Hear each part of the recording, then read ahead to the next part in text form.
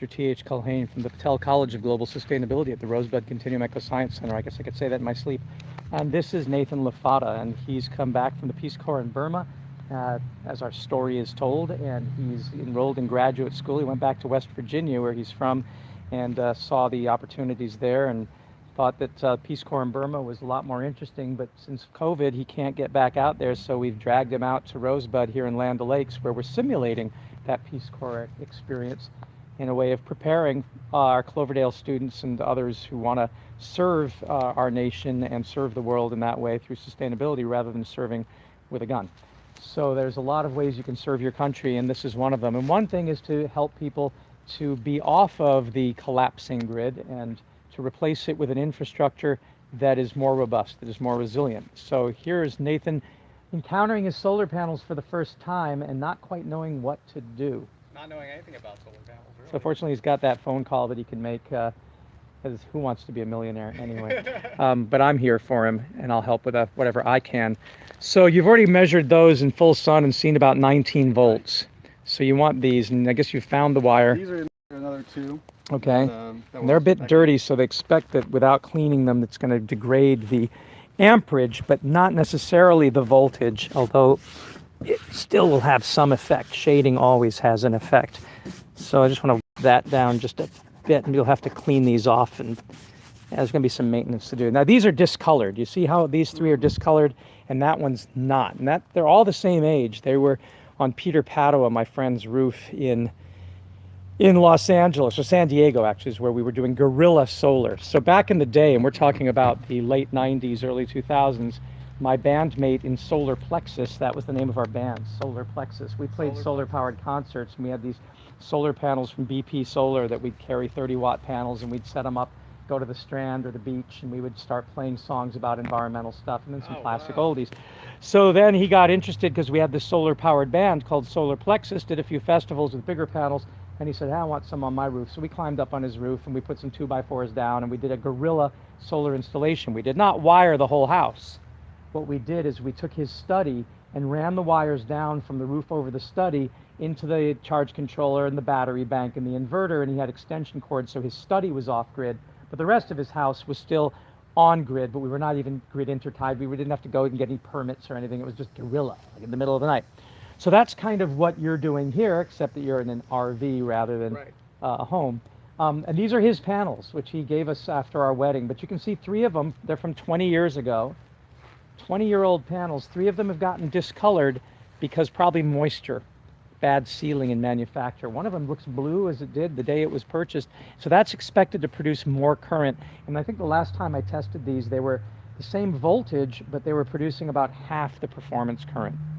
So instead of having 100 watts, 100 watts, 100 watts, 100 watts, instead of having 400 watts, we basically have 100 watts on that one, and then we have about 50 watts, 50 watts, 50 watts, so 150. So we're coming in at around 250 to 200 watts from what should be a 400 watt system. But that's okay, because they still work. And they probably have stabilized, and they'll probably work forever. And it probably is not that the cells are bad, but that discoloration is blocking light from going in, right? Because the silicon, this is polycrystalline. You can tell it's poly because look at all those crystals that are kind of making that weird mosaic-y shape. A monocrystalline one, which is what you'll see on, if you look around the rest of the property, those monocrystals look like individual wafers. They don't have discolored, like sort of shiny bits. These are usually recycled monocrystalline solar panels or microchips from computers, and they get crushed down together to form the polycrystalline.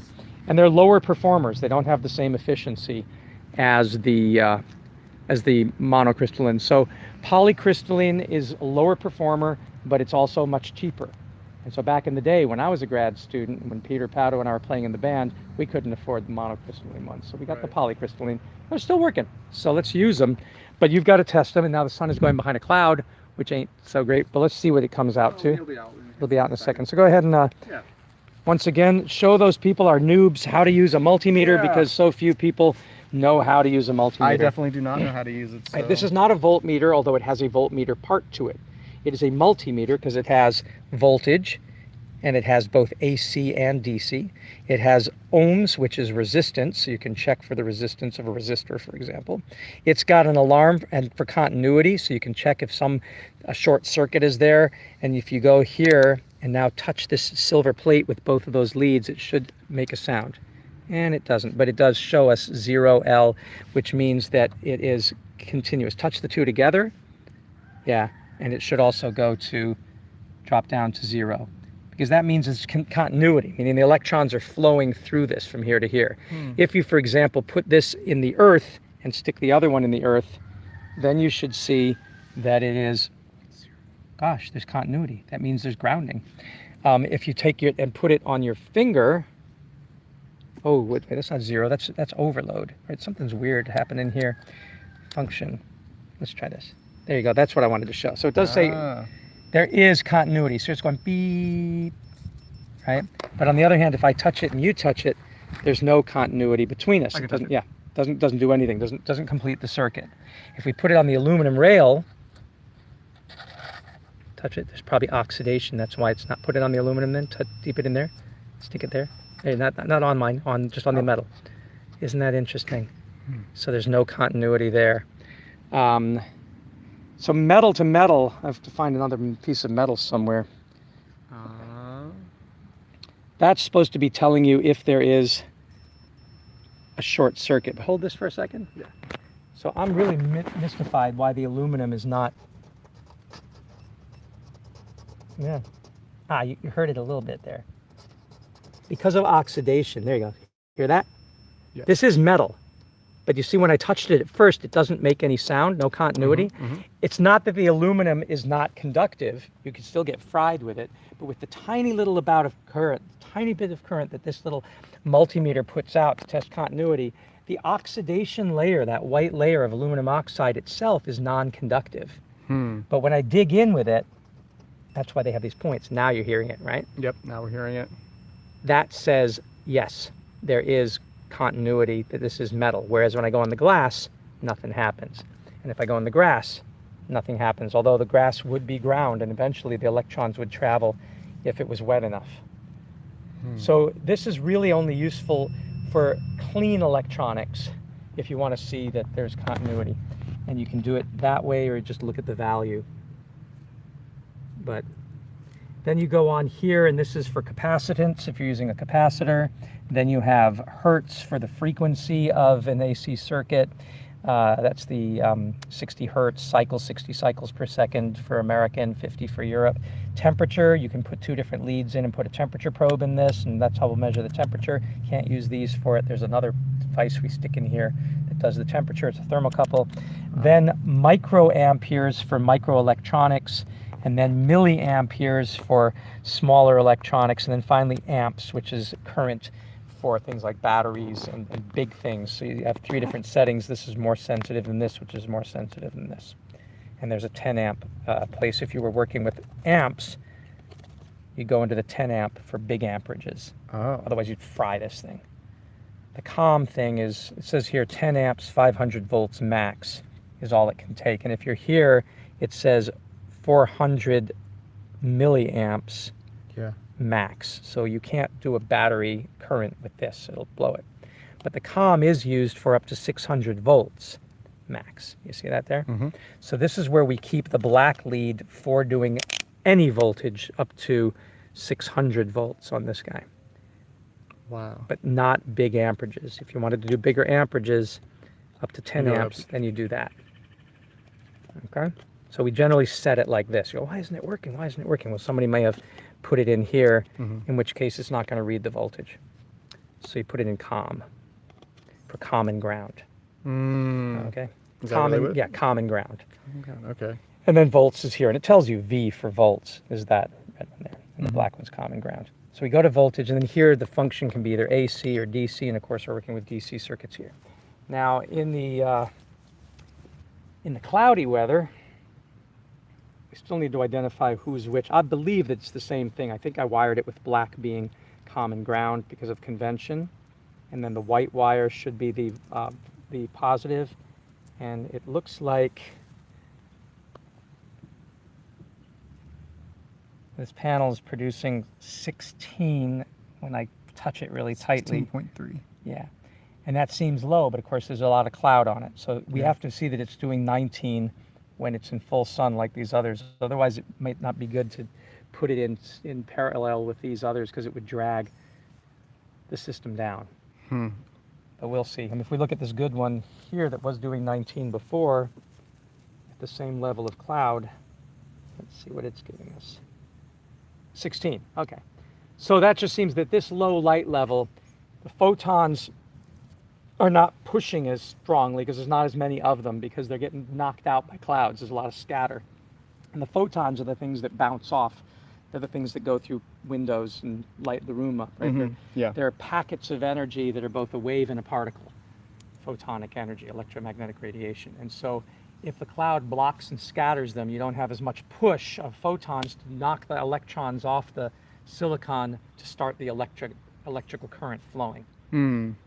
So the voltage is a measure of that push, if you like, that pressure, the photonic pressure. The current is how many electrons they can dislodge off the silicons.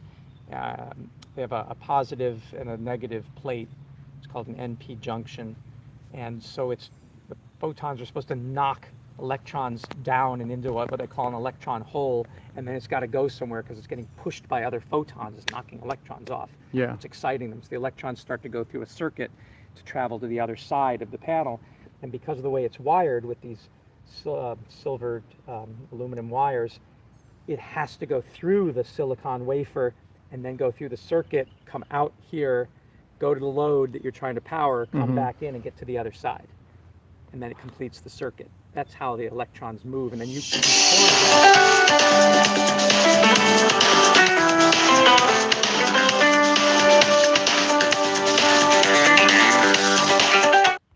I can't talk now. Shortly, okay. All right, so where were we? We're there. Yeah. So you're going to measure the other one and see what it's doing? Yes.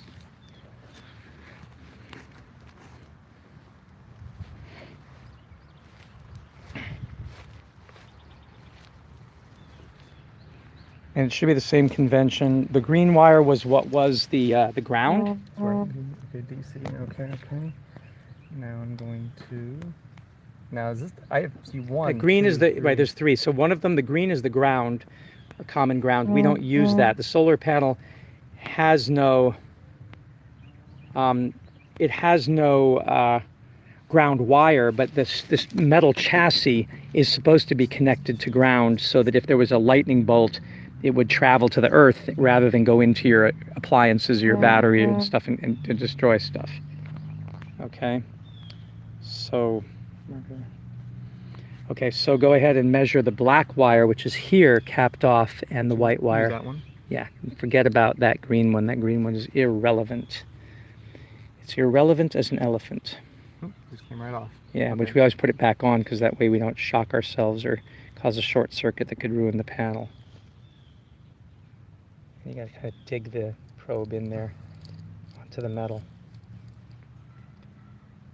So 17.38, going up to 18. As the sun comes out of the cloud, you're going to notice that it's going to get brighter and brighter until it reaches a maximum of somewhere between 19 and 20 for open circuit. It's an open circuit because you're not putting it under load. So let's check that other one that was 16 and see how it's doing. It should be close to 17.4 now, and that'll give us what we need to know that they're performing adequately. This one? Yeah. No, it was this one. This was the one that was 16 before. Yeah.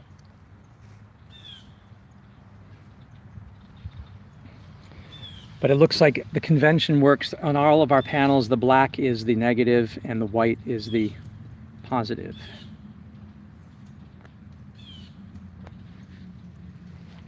Got to really dig it in there because it's not touching the wire. There it is, 17.02. Yeah, so they all seem to be pushing the electrons through, but the current, as I said, is going to be substantially different. Now, as it gets brighter up there, we should see a rise in this. It's getting brighter, it's getting brighter. And what are we seeing? Yes, we see the voltage is rising. and rising. Still, the cloud is still there. Now it dropped because it got darker. But you'll always get a voltage of somewhere about 15 or 16, which is still enough to charge a battery on cloudy days. So it's not like solar doesn't work on cloudy days. The voltage is still over the 12 volts that the battery needs. The current will drop substantially, so it'll take a lot longer to charge your batteries, but they will charge on cloudy days. I suppose that they might even charge on a bright moonlit night, but really probably really low. I never checked to see what the voltage is. If you can get the voltage over 12, then you're trickle charging stuff in, and moonlight is just reflected sunlight. So it depends on how bright light's light. Although it does, some of the spectra frequencies get absorbed by the moon. And there's more, the most energetic ones, of course, are the UV. And then there's purple light or violet. It says ultraviolet, then violet, then blue, then green, then yellow, then orange, then red, then infrared. Some panels, triple junction panels, are made to even absorb some infrared and to absorb some UV. These panels are pretty much the visible light spectrum, a little bit in the, maybe in the higher blue range. So now we're getting up. No, we're not getting anywhere yet. Oh, yeah. You want me to plug it back in? Yeah, because the sun is now coming out, and I want to see that as the sun comes out. 17, yeah, 18. Now we're getting up toward 18, 1830, 1856, 1860, as the sun gets brighter and brighter. I guess they call it the sun state for a reason. Yeah. So now we're really getting out there, 1930. I doubt we're going to get over 1975, but you never know. It can go up to 20. I'm definitely feeling the heat. But that seems to where it's stopping. Yeah, right here. And we're about that time of the day when it's pretty much, it's not straight overhead, but it's pretty good. So let's check that other panel, because I think we did get 19 out of these. So this or this one, yep. And now we got full sun. And you can see how over the course of a day, how dramatically it'll change. Cloud cover is definitely going to do something. Right? All right, so we're at 19.61, 64. All right, so the panels are all producing. And again, we're going to check the current later, but you can only check current when current is flowing, which means under load. And I have a special multimeter that's used to measure current, and you have to do it through one of the wires while it's traveling.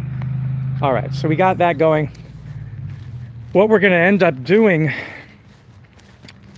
because we have these 50-foot length cables, we need to make an end like this for it. So I bought these ends, and we have to crimp them together and put these on the wires there, so we have quick connects. Oh, right now? No, I don't know if we'll do it right now because we're doing something else, but just pull this out for a second. This packet came with two, a male end and a female end, and so they plug into one another. So the positives are all going to have this male end put on. We'll just walk over there for a second. You can see here, like, look at the positive end here. Right. Yep. So that's the positive end, and if we look at this, this is going to be the negative end, just by convention. So on our positive wires, we're going to put this for the positive end, and we're going to put that for the negative. And then when this plugs in, I think that the way this is made, let me go and verify this. I hope they were smart enough. Yeah, so this is made with a female on the side that's going to go to the panel. Because by convention, when we put this on here, identifying this as positive, then it'll go into a female end so that it terminates at the other side in positive, just by convention. So we know, we'll always say, well, okay, that part goes to the positive, and then the negative would be, where's that other piece? Right. There it is. So this one would go to here. And then when we looked at it, we wouldn't have to have two different color wires, because we'd know, oh, this must be the negative, but you should always test. But we're going to say that this is our negative and this is our positive. Okay? Wow. And there's these little inserts. If you open the bag up, just so that our audience can see, let's get these inserts out and come over here. So when you buy this packet off of Amazon, just open this up. There's two different types of inserts. This is the female, so for the negative. and this is the positive, and one slips in the other, see? So what we'd be doing, hold on, give me the positive one. Actually, you should do it. So open this up, the positive one, just so you see that there's two different types. And unscrew that part. This is how you make it. And take that positive one, which is the smaller one, that one, and slip it in. Into this? Yeah, and you're going to see the wire is going to go in here and then be crimped down on the wire. So the first thing we're going to do is we're going to take our wire, which is that white wire there, and we're going to put it on there. Like, this is the wrong one, but you put it on and you crimp it down. Okay. So once you've crimped it down, now it's part of the wire. Right. Then we're going to slip that into here, and you put the back on. Not put back. Yep, and we can always open this and take this off later. That then shows up as a sleeve inside there. Can you hold the phone? So it should be that. Let's come over to, well, the shade that I think is irrelevant here. But once that thing is sufficiently in there, then that slip, oh, maybe I've got it backwards. That would be interesting. We've got to test this. I have to look at the manufacturer's website because it could be, where's the other one? Oh, I have it right here. Ah, I think I might be backwards. Let me take this out. It could be, and I got to check this, it very much could be that this one goes into the negative and that this slips into the positive so they can slip together. So I don't know about that, because if I go like this, one of them has to go through the other. And I'm betting that this smaller one is in the negative so that it can fit into that. It can't be the, well, it could be the other way. We've just got to check the manufacturer. In other words, we have to be careful when we put these in, which one goes to positive and which one goes to negative. Because ultimately, to complete the circuit, this has to go in there when you hook it together. Ah, it's supposed to, yeah. And whether or not this one goes into here or this one goes into there.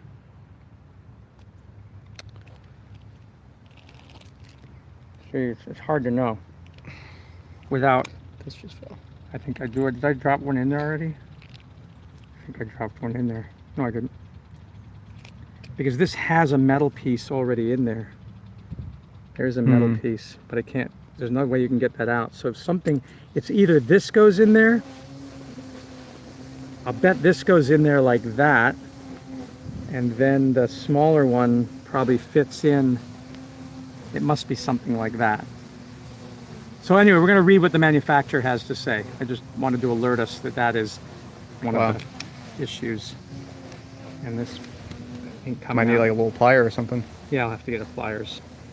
That's okay. We'll figure that out in due time. Let's just remember that we did that.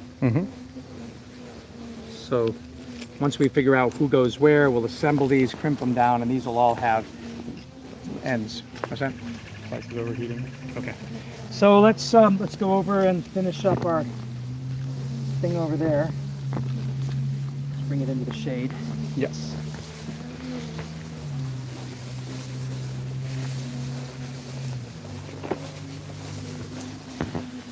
Yeah, see how the metal is resting up into there?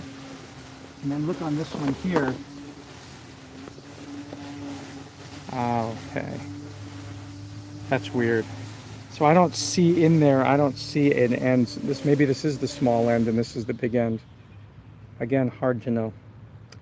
We'll have to. Oh, there it is. No, look. You can see it here. It is the smaller one. The smaller one definitely. Can you see? Can you get a shot of this? Yeah, I mean. Do you see that there?